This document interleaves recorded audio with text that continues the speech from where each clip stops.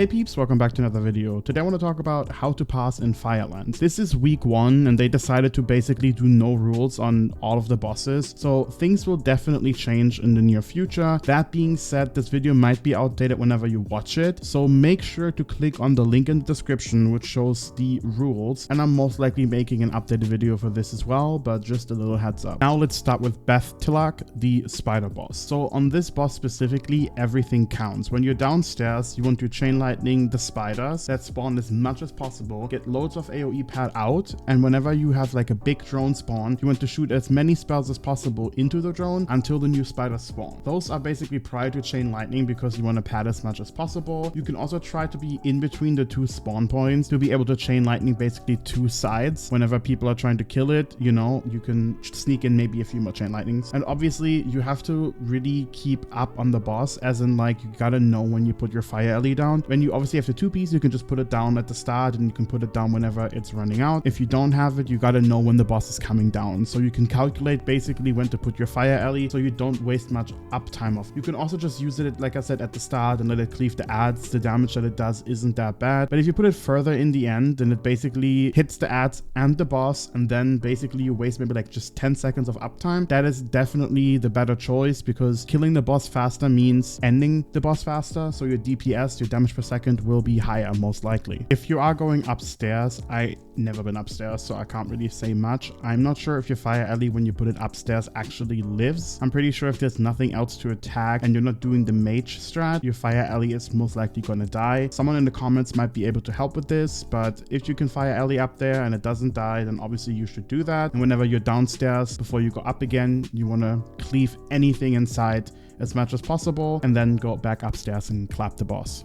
Now for Shanox, it's basically a patchwork fight. You can go the lightning bolt glyph and try to basically not move as much. Obviously, you might be forced to move because of the crystal trap, the fire trap, or because the dog is attacking you and you kind of have to like alert into the trap. That really just depends on what strat you're doing and how you're playing. Obviously, you can get more damage out from the lightning bolt glyph if you don't have to move. You do have Spirit Walker's Grace you can use during movement. You have instant cast GCDs you can use during movement. So it really depends on your play style. Make sure when you spawn your fire alley and earth alley, because on every single boss you can spawn the fire and earth alley. Besides on Ragnaros, I don't really like spawning it there, but we will talk about that later. But when you are on Shanox and you want to spawn your fire and earth alley, make sure that the dogs aren't really as close, because sometimes the dogs either attack the fire alley or attack something, and for some reason the guardian AI decides to attack the dogs instead and chase them down. So the damage is basically wasted. So this is a little like tip. Obviously you want to hold on to your procs as long as possible for that. If your procs are about to run out, you just have to pray, honestly. Now for Ragnaros, everything counts. So basically what you want to do is get the chain lightning glyph. You don't want to really cleave off the legs until you really have to, because the legs take less damage. So you want to cleave off the adds and have it also attack other adds plus the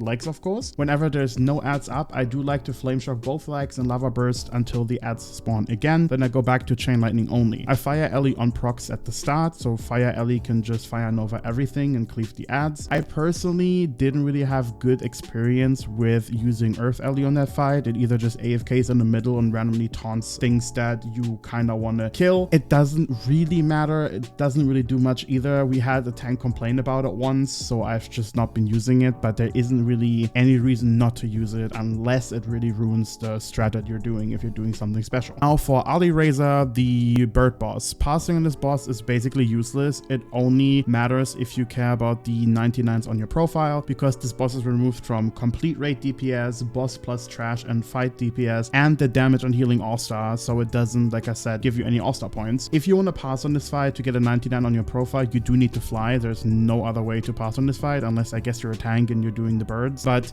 besides that, there's nothing else you can do. I guess when this is on farm, you can take the flying spot from other people. It is way more valuable on like mages, warlocks, and melee people, but this is the only way to pass, so sometimes you just gotta take spots from other people. Now for Bali Rock, I honestly do not know how to pronounce this boss, but on that boss specifically, it's kind of like a patchwork fight as well. If you are not soaking anything, you can technically get away with the lightning bolt glyph for a little bit more damage. I personally don't use it. I still go for unleash lightning glyph, because if something messes up and I do have to soak a crystal, I can just easily do it. If that's not the case, you can basically do it, but if there's a crystal that that spawns on you, you can easily move away with Spirit Walker's Grace or Earth Shock and Flame Shock. And of course, you want to fire and Earth Alley at the start of the boss. Now for Major Domo, you want to have the buff up as much as possible. The buff is not normalized, so it really matters. If you're doing the cat strat where the boss jumps around a bunch of times and spawns ads on fire, you obviously do not want to get hit by the fire. So what you can do is be full range, basically look at the boss energy. Whenever it hits 100 energy, you pre-move either to the left or the right, wherever no one is close, and most likely dodge the jump if it's on you. Very importantly as well is that the cats that the boss spawns do not count towards your log, but you can chain lightning off the boss with no chain lightning glyph to get more fulmination stacks. Anything else on the ads is not worth it. They just die way too quick. At this boss specifically, you want to also fire an Earth Alley at the start. You can also use the Fire Alley glyph if you do not have the 2 set. With the Fire Alley glyph, you basically get, I think, 2 Fire Alleys instead of 1, which is a decent amount of damage. What you can then swap out for the glyph is either the Flame Shock glyph or the Lava Burst glyph. I personally do Flame Shock. You do have to apply it more often, obviously, but I personally don't really care. Also, if you're starting up the stairs, I recommend putting your Fire and Earth Alley down the stairs. So just going to the right side a little bit, down the stairs, spawning them and going back up to stack. Most of the time, I've noticed that if you don't do it, the Fire Alley decides to run to the boss and go back to the totem, run to the boss and go back to the totem, because it doesn't have enough range or something is going on with line of sight because of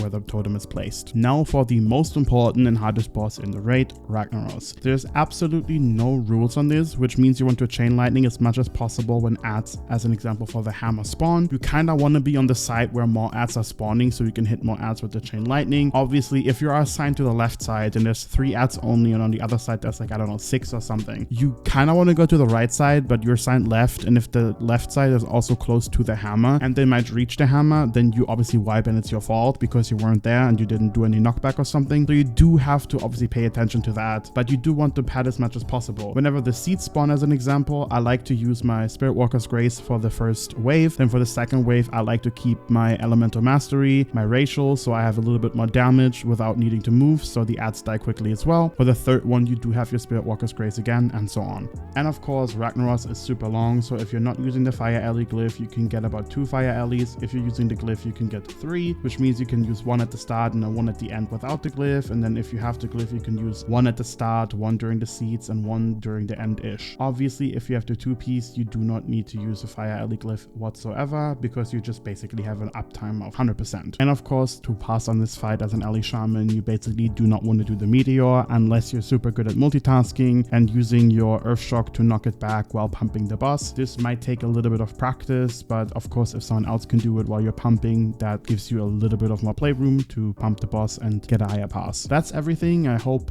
something helped you. Like I said, there isn't really many rules, so you basically just want to pad as much as possible. And of course, if you have a raid that cares about passing, everyone wants to do the ads unless you take turns, and then basically ads die quicker. You can pad less, meaning that your pass is going to be lower. This is why no rules is kind of bad for passing in a way, because obviously unless you take turns, there isn't really much you can do. But that being said, if there's any updates going on with rules that make passing a little bit harder, I will do an updated video, and I shall see you in the next video. Bye bye.